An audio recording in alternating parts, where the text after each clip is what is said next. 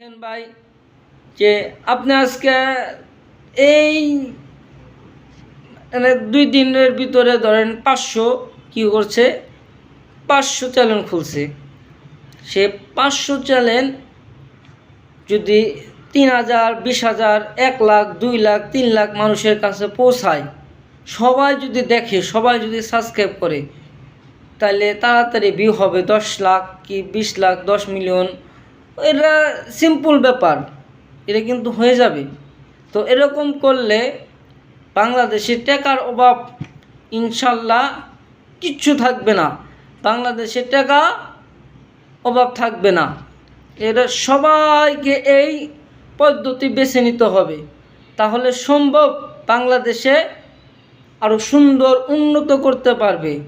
আর বাংলাদেশকে গড়ে তুলতে হলে কি করতে হবে? ইসলামের শাসন আনতে হবে। ইসলামের শাসন যদি আমরা আনি, তাহলেই সম্ভব আমাদের এই দুনিয়াতে আল্লাহর হুকুম মতো চলা একদম সহজ উপায় হয়ে দাঁড়াবে।